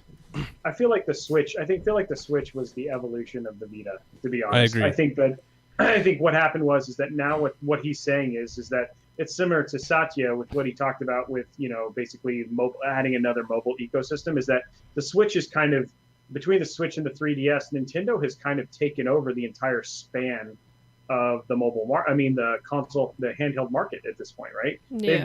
They've got something that you can plug in, play AAA experiences like Doom and Elder Scrolls, and then you can still take them on the go, right? I don't consider it a competitor to Xbox or PlayStation. It's an additive experience. And the thing is that for inexpensive cost, you can go do with the 3DS, and they've done a great thing with, the release of Metroid and Pokemon and those. So I just feel like what he's saying is that there may just not be there may not be any more appetite outside of what Nintendo has already captured for handheld devices. Well, I think if Sony were to re-release a portable with at least as good or better than the Vita, and they bring out the right games that look right, they play right. I mean, one thing the Vita sort of did right and wrong all at the same time was all that touch screen, all that capacitive touch in the back. They were focused about the gyrometers, tilting games. While it was a nice little gimmick and it worked kind of cool for games like Uncharted, what's the name of the Uncharted game that came out I forget the actual title, but while it worked good for some games, it wasn't utilized in others. And they were focused too much on the gimmicky stuff where they just need to focus on games. Like, I think one of the big disappointments when that Call of Duty declassified game came out for the Switch, or not Switch, but for the Vita, and it was sort of a really bad Call of Duty game as far as Call of Duty games go. I think that's when the audience kind of went, oh, is this what we're going to get? We're going to get watered down ports that don't, they're not like the console experience. Like the Uncharted game came very close to a full console experience. There was a few other games that were really good too, like Mod Nation Racers and a few different ones that were like near perfect console ports. Basically, the Little Big Planet was really good on there, but then there was so many that just missed the mark. And then after that, it basically turned into a Japanese RPG machine, and it really let down the Western audience. So I think if they had have done like an official God of War game for it, basically if they had brought out their big guns for the Vita and they had done those games right, I think the Vita would have been in a different place right now in the market. But I think what we're seeing, and I think this is what you're seeing with the success of the Switch right now, is that I don't think that's what when people play handheld experiences, they're going to play. Like, a lot of people will play their Switch for a pretty good amount of time, but you can't sit down and do marathon sessions on the Switch. A lot of times people will just plug it into a screen at that point in time and play it on the screen. I think what Sony learned, and I think what Nintendo's embracing specifically around their Nindies and stuff, is they're being really smart about the content that they're putting on there. And I think one of the things that Sony doesn't have the ability to do in this case, and something that Nintendo can do, is to focus on two different consoles. So having their first party studios make something that's super great for the PlayStation 4 or the PlayStation Pro, and at the same time making something super great for the Vita, right? While Nintendo has, basically they already have massive support for the 3DS, and they have games that are basically being done for that, and they can focus still on the handheld stuff by doing slight changes to do things for the Switch. So I just feel like Nintendo's found its hole, right? Like it made its place in the console market now. So I don't know. I don't necessarily think that would work. Here's the one funny thing with the Switch. If you look at the Switch, it has nothing. It has absolutely nothing on there. There's no ecosystem on there. There's no, other than the store, you can't do Netflix. You can't do anything on it. It's just a straight up games machine. Although I hear that Netflix is just about close to releasing for the Switch, which is a bonus. But I'm still amazed because when the Switch launched, it had literally one game. And you have to ask yourself, where would the Switch be right now if it wasn't for the strength and the marketing of Nintendo and Breath of the Wild? I really wonder where this console will be right now. It feels like they've had one game that's literally saved it, and that's almost unheard of for any other console to come out at launch with a really meager lineup and still be able to Well, I think where Nintendo gets away with a little bit of that stuff, not really gets away with it, but they have such a pedigree in IPs that when you buy into the Nintendo ecosystem, you know that a Mario is coming, you know that a Zelda is coming, you know that this is coming and this is coming. And I think that's where a lot of people buy into it, even if they don't have a lot of games at launch, because they know eventually they're going to get those games and they're going to be awesome and they're going to be fantastic. And they're only going to be on that console. Yeah. I have to agree with that, because I think Nintendo did actually a very masterful job, and I think a lot of people would agree with this. Is that not only did they showcase their title, they actually didn't even show anything useful about the console till super close to when it actually came out. Launched, yeah. When they launched it, they sat there and they built a great breadcrumb for their audience and said, "Hey, you're going to get Breath of the Wild, but look, Super Mario Kart's right around the corner. Splatoon. And then we got Splatoon, and they did a great job of saying Mario Odyssey. Every 2 months, you're more than likely going to get something new for this console." Yep. And it worked. I think it was that they had a first party lineup that people could see 6 months down the line, and by October they're eating their dessert. And the other thing too is their Nindy stuff. Plus the presentation they just did now, people are looking at Doom 2 as the Doom on the console success, the Skyrim on the console with the Master Sword stuff is success. People are eating that stuff up, and something's telling me that their console attach rate for software is not small. People are buying things because they look and they say, "Man, this is a good." I bought Dig 2 because I was like, "Man, that's a great game that I can pick up, play for 10-15 minutes, put down right after I go to bed, and feel completely great about it." And the fact that my Switch is right there on my nightstand gives me that ability, something I can't do on another console. If I'm going to sit down and play Xbox, I don't play Xbox for 15 minutes. Very few people do that. Yeah. Right? But can I ask everybody on the panel one question? This is an interesting one. I want to ask everybody here on the panel, would you own a Nintendo Switch if it was a straight up home console and it had no portability whatsoever? Yeah, no. I would totally buy it. Honestly, I think a lot of people, again, it still comes back to the Nintendo name. That's where I always go back Nintendo has a leg to stand on just because of their name. We saw it with the NES Classic. We saw it with the SNES. And we also see it with, they literally had the 3DS, and now they're putting you back to the 2DS, and yet people are still buying that up. Like, Nintendo is just their name, and they've built on it over the years. Nintendo's not my primary console, like, right? Xbox is my primary console where I'm going to play all my multiplats and, you know, get my Xbox first parties and all that kind of stuff. But I always go back to Nintendo as my secondary console because of those fantastic IPs that I know Nintendo is even... If the Switch wasn't portable and it was just a home console, I would still pick it up just because I know I'm going to get that Mario, I'm going to get that Zelda Breath of the Wild and all that kind of stuff. Because Zelda is an amazing game, Mario is an amazing game, and they're even bringing these two games up to our generation. Like, it's not like we played Mario as kids. We enjoyed it as kids. Our kids can still play Mario and enjoy it. But now we're getting something like Mario Odyssey, which is taking Mario to a whole new level of bringing it into almost adulthood with us.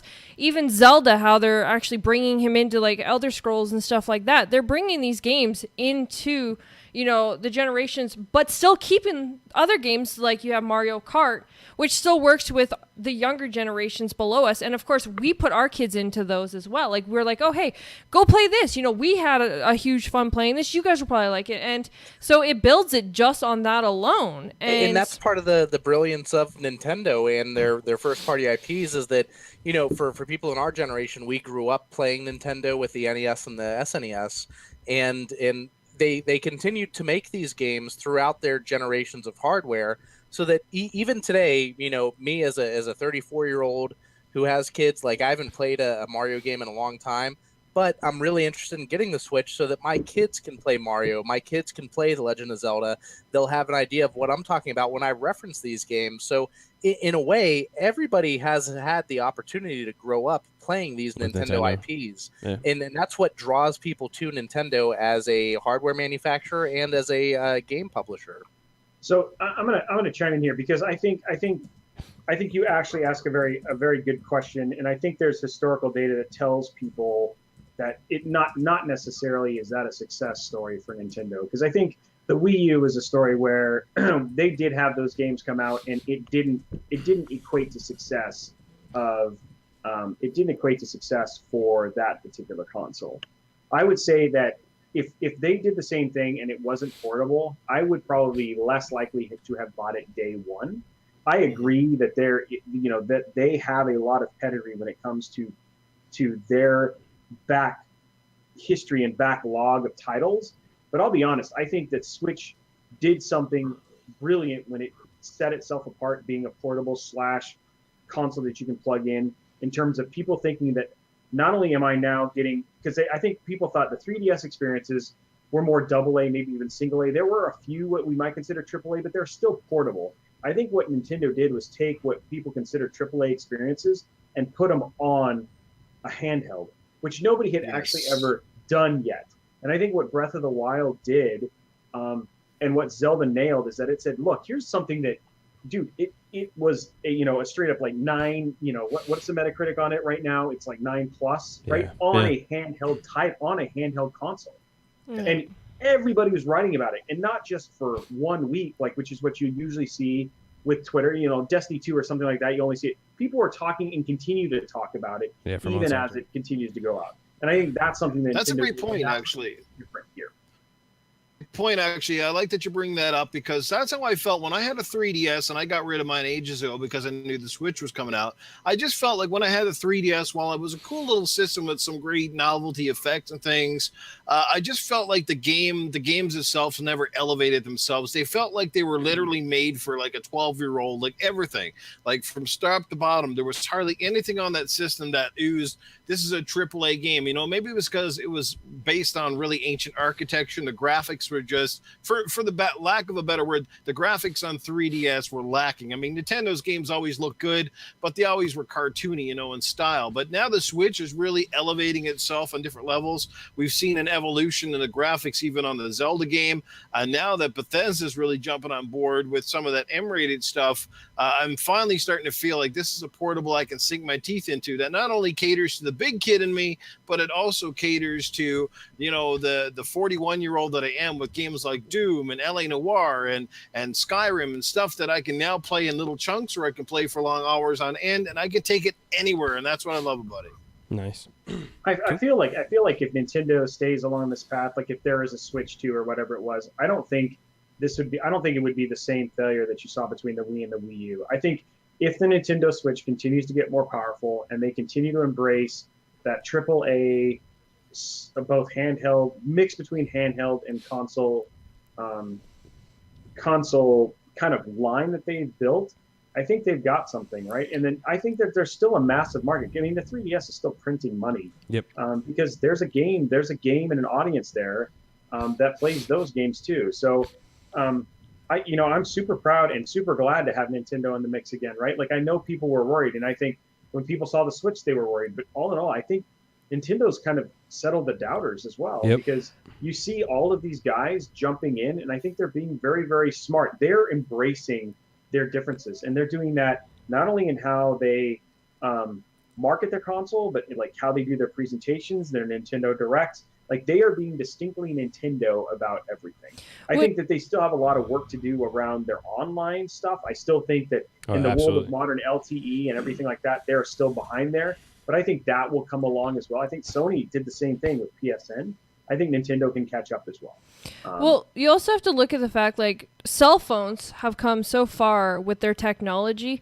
To take a handheld and take some of, like, the technology that they're doing smaller in things, and to do that, say, into the Switch 2 or, anything like that, it can definitely make an amazing handheld, which then, like you guys have all said, it gives you the playability where you can be either handheld, you can be either on your screen, it doesn't matter where you are, it gives you that option and that choice, instead of having to pick up a controller, sit down at your console, sit down at the screen that it's attached to, and, and that's one thing that Nintendo's always going to have, other than just their name behind them, and they were smart to do it. And like you said, there's always games coming out.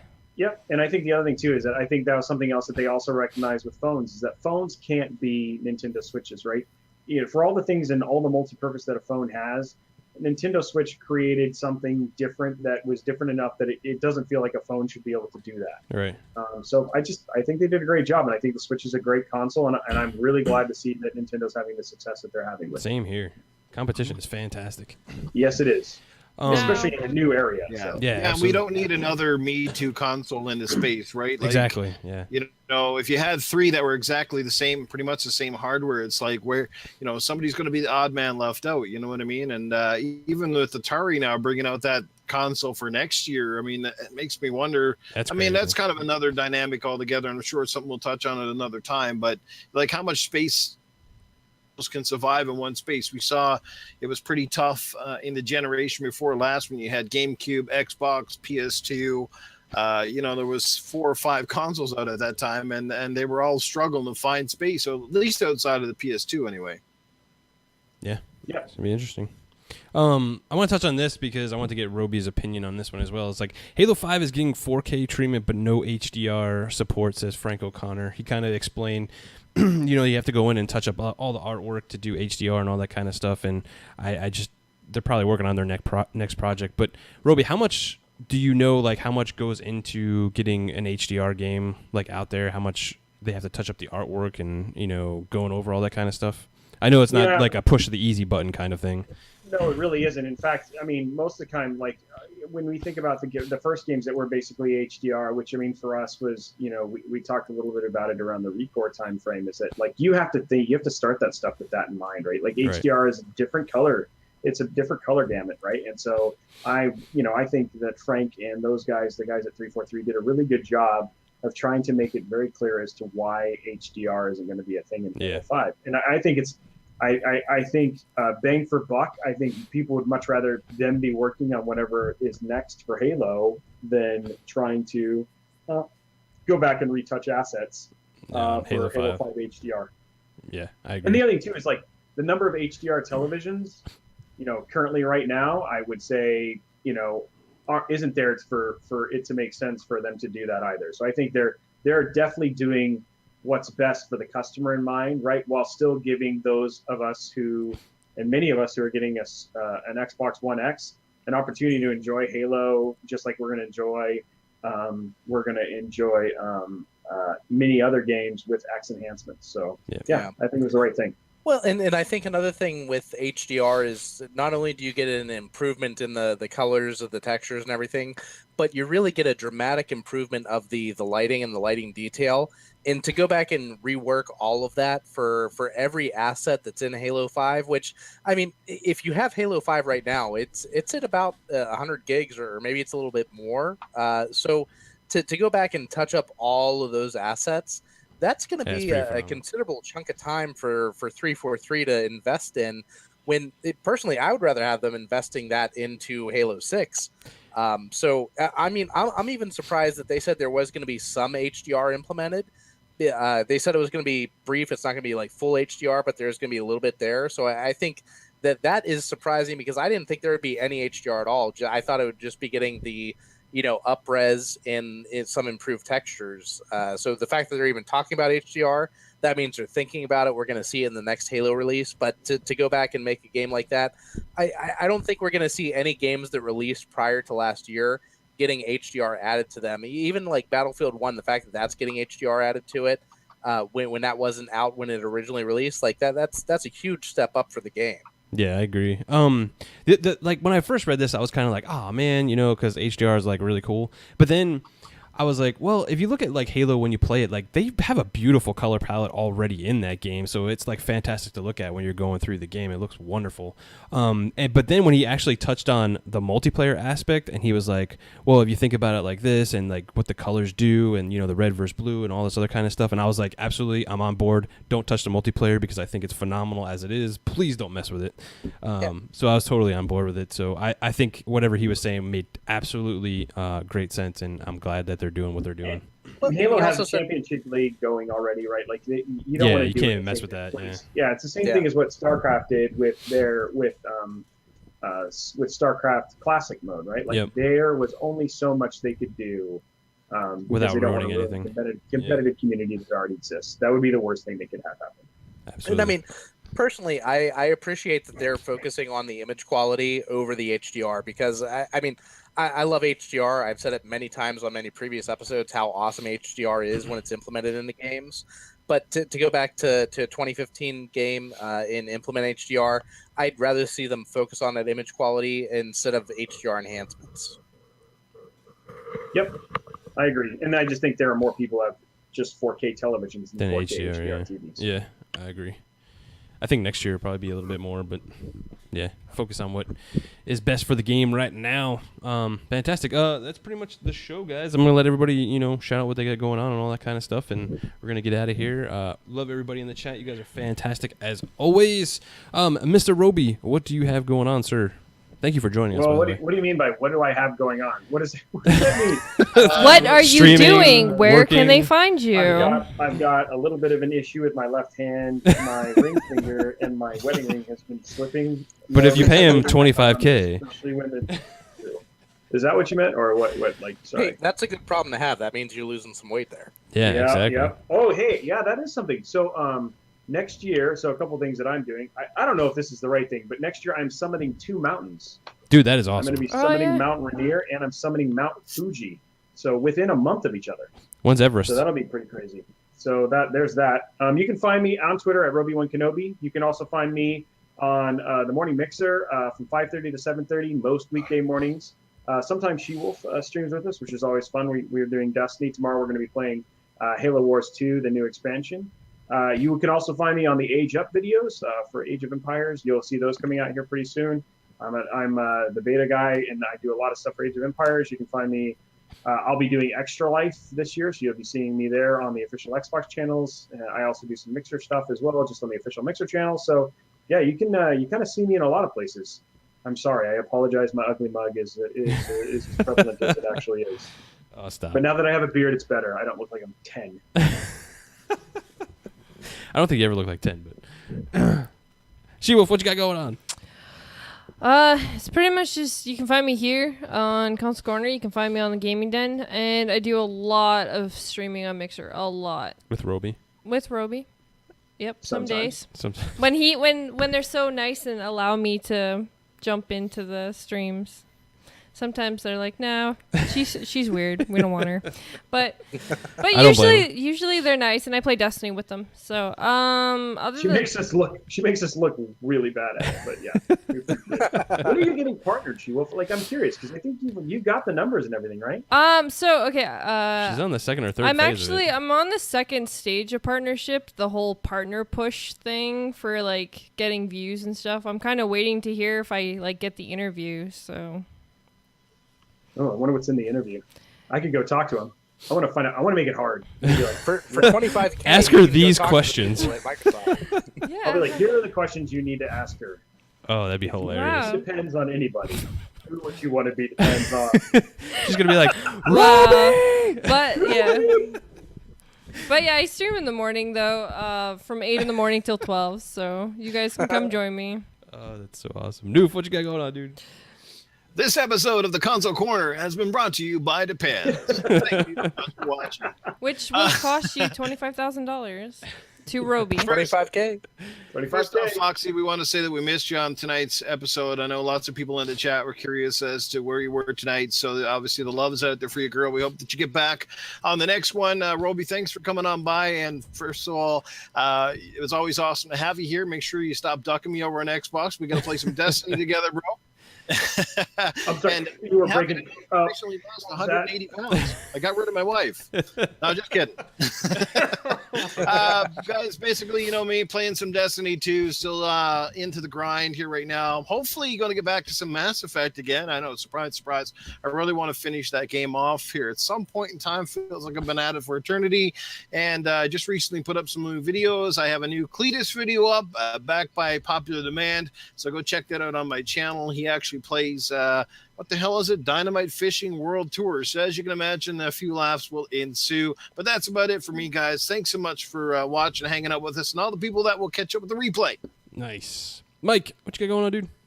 Hey, so everybody can find me here every Tuesday on the Console Corner podcast, and I'm always up and running on Twitter, especially during work hours, because my work hasn't blocked that yet, which is awesome. Other than that, all of my contact information is down in the description below. Feel free to follow me on Mixer. I have a feeling there may be some Destiny 2 streams going up here in the near future, and I'd be happy to see everybody there in the chat. Nice. Scottish Smurf, that's hilarious, bro. Absolutely. Before you quickly jump in, just want to say for anyone who wants to know, Fox, you can find her on Twitter at Lady Foxfire. She also does YouTube videos. Make sure you guys check out her YouTube videos. She does a lot of amazing things at Lady Foxfire. Also, she will be dropping Foxy deals on her Twitter page, so watch out for all the deals if you guys missed it here tonight because she wasn't able to join us.